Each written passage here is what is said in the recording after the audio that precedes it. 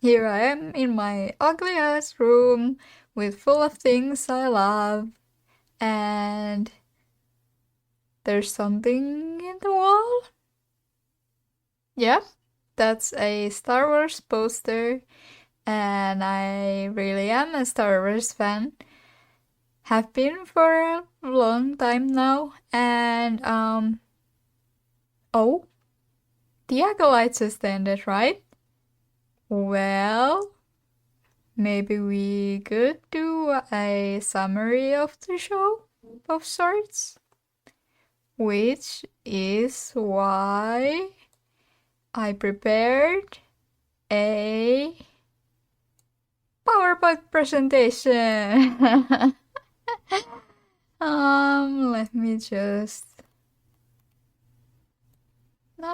maybe just hang around somewhere in the middle. Yep. So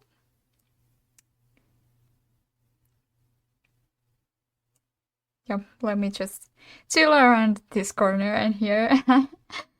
um so yeah. The Acolyte.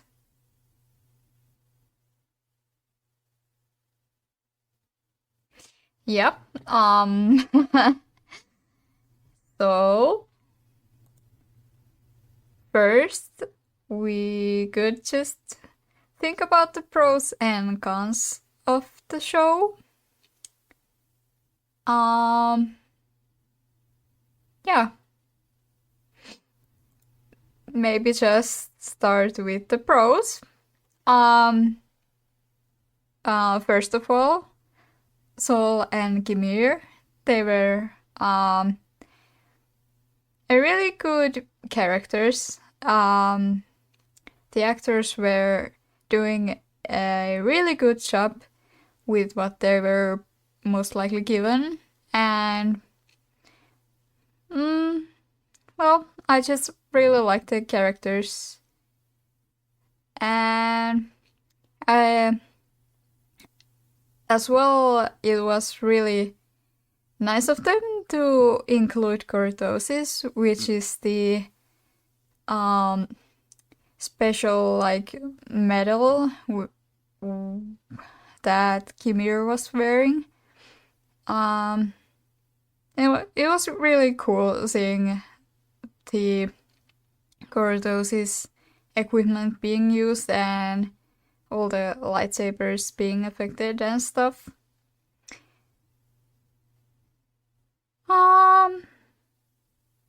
Yeah, so let's move on to the cons. Well, first of all, I would say changing canon and lore. Well, first of all, you see the picture on the top left, which is Ki-Adi-Mundi, who should not have been alive at this time and age. Yeah, and also him seeing all the things that were happening and not really acting on anything, which really just kind of just changes his behavior and really story and stuff like that. And also, spoilers by the way, but I assume you've already seen the show if you're here. On the top right, you see Dr. Plagueis.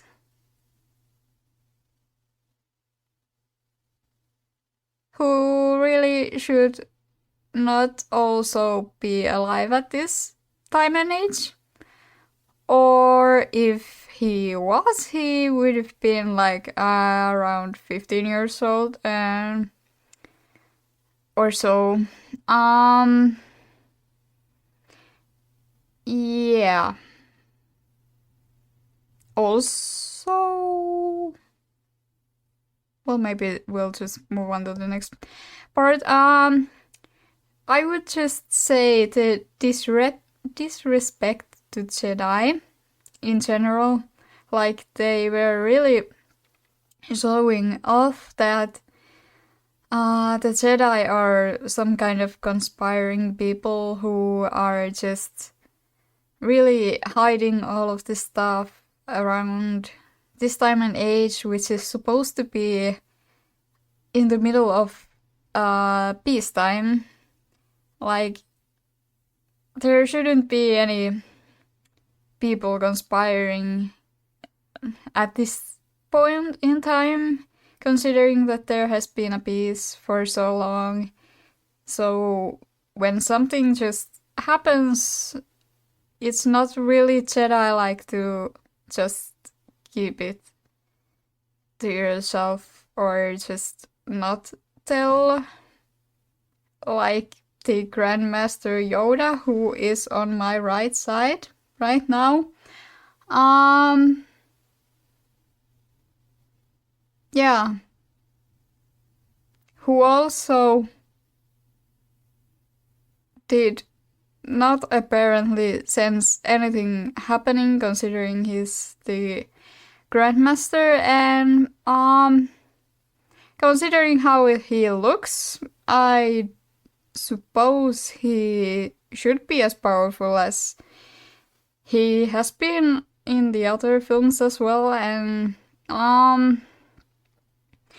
it's just really weird, and just Vernestra coming to the Grandmaster himself and him not sensing her lie or anything like that, or just, I don't know, just the thought of all of the Jedi dying and Sith running around and Yoda is just chilling in his chambers, I guess.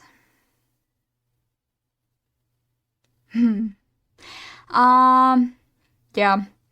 Also, the plot holes I've noticed, which is really weird considering how expensive all the production is. First of all, I just feel like it's really weird how they described just like May surviving the fall, like considering she was a young child falling down the hole and somehow surviving that, I guess. I don't know. Maybe maybe maybe she was just so powerful that she could somehow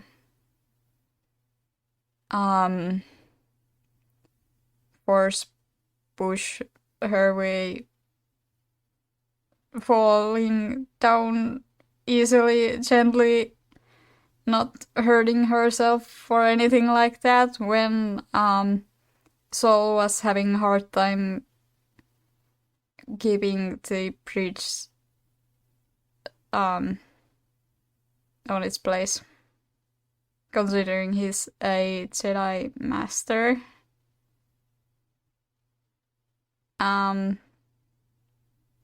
Yeah. Yeah.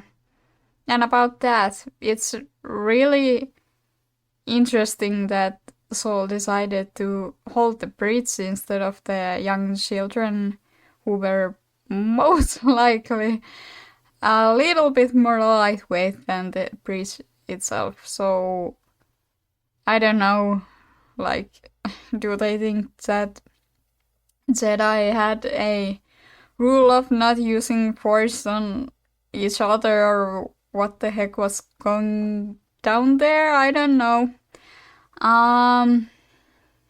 Yeah. But anyway. Oh. Oh.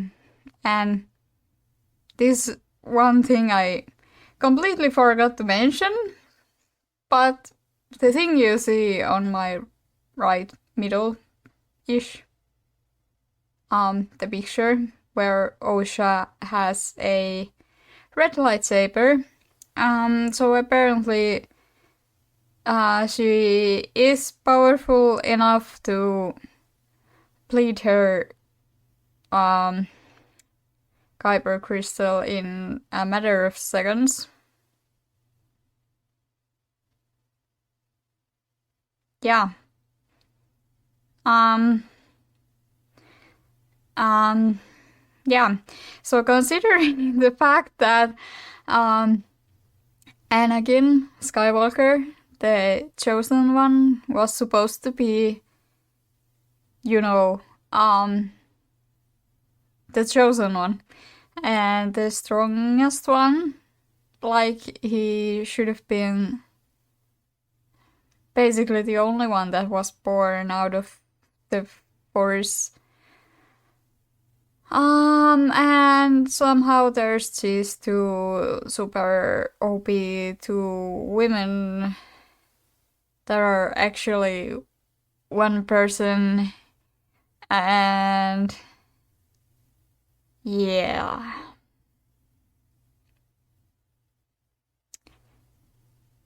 Okay, moving on to the next part. There was a few things that made me write up a confusing story. So first of all, you see on my left here.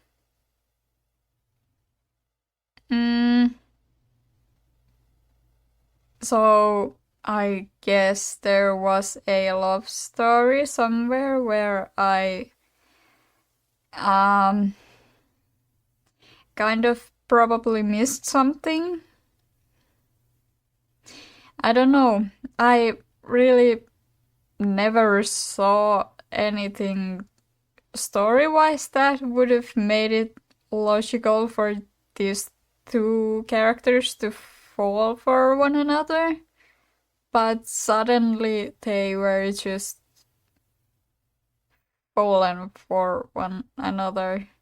I don't know.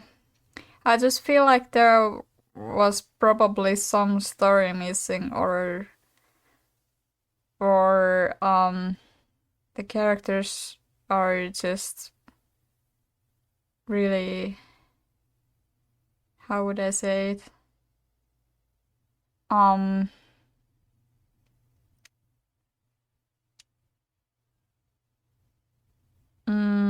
One of a kind, I guess. Yeah. So, yeah. Also, the last part of the cons, I have written strong females, and I honestly should talk about the Disney Star Wars as a whole. No. Like, me as a girl watching Star Wars still, and I do consider myself a girl's girl.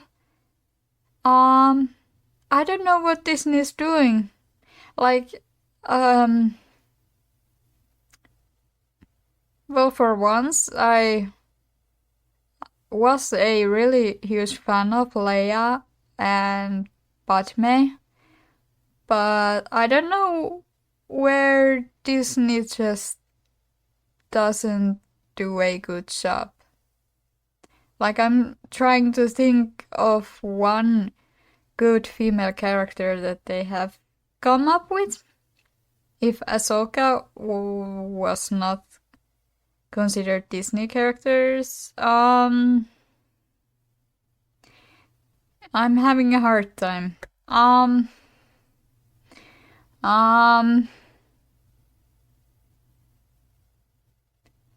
Maybe Fennec.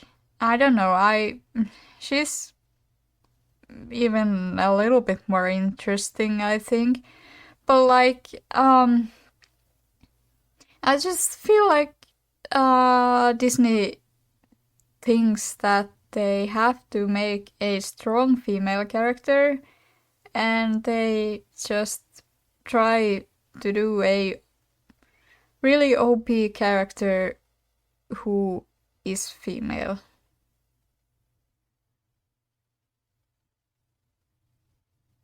Like, no, I don't really know what they are thinking, but me thinking here, like, the list just starting to go on and on. Like, first of all, Ray, her story is really weird, and probably second, Riva, who somehow survived lightsaber strikes like nothing. And then Osha and May, who are supposedly just the galaxy's strongest beings or something super weird like that, but like maybe just try to come up with a good story for a character who grows throughout the story and not just like, I don't know, just please make your like own original character. Maybe not just try to take from the original characters and try to make something related to them, you know? I don't know, really. But that really brings me to my next part of the video, which is the feedback. And I kind of just really was already going into the theme, but like,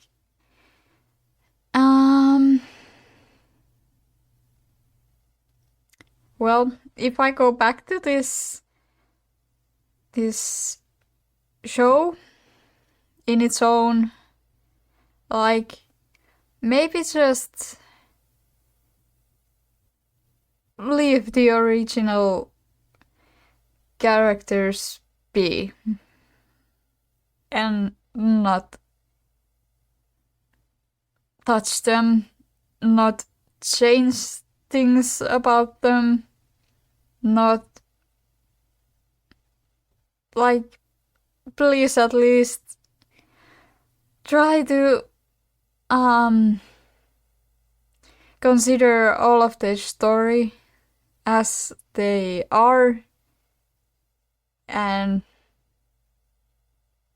I don't know, use the material that exists already and not just change everything up and ruin it all, because there are so many Star Wars fans out here who really love the characters, and we really just don't want to see the original characters, our heroes, get destroyed, okay? Please. And just regarding the season 2 of The Acolyte, my advice to Disney: please don't.